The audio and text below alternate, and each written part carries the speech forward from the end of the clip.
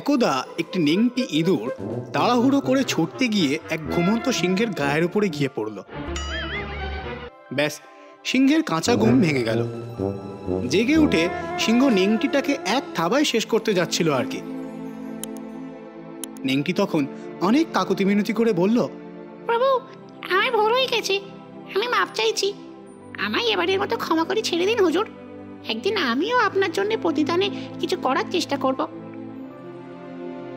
নেংটি ইঁদুরের কথা শুনে সিংহের খুব হাসি পেল। এই নেংটি বলে কি? যাই হোক, দয়া করে হাসতে হাসতেই সিংহ ইঁদুরকে ছেড়ে দিল। এরপর বেশ কিছুদিন কেটে গেল। শিকারীর দল জঙ্গলে ফাঁদ পেতেছিল শিকার ধরার জন্য।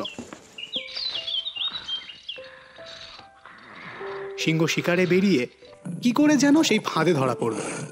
অনেক চেষ্টা করেও সিংহ ফাঁদের বাঁধন থেকে নিজেকে মুক্ত করতে না পেরে বিকট গর্জন করতে লাগলো। ইঁদুর অনেক দূর থেকেই সিংহের সেই গর্জন শুনতে পেয়েছিল, তাই সে দেরি না করে তাড়াতাড়ি সেখানে ছুটে এলো।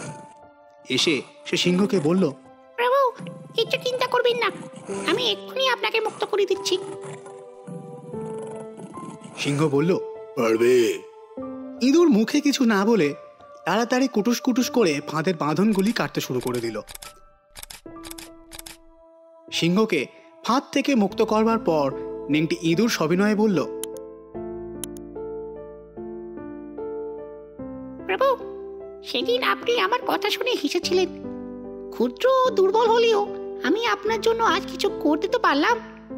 এই গল্পের নীতিবাক্যটি হলো, বলবানকেও দুর্বলের সাহায্য নিতে হতে পারে।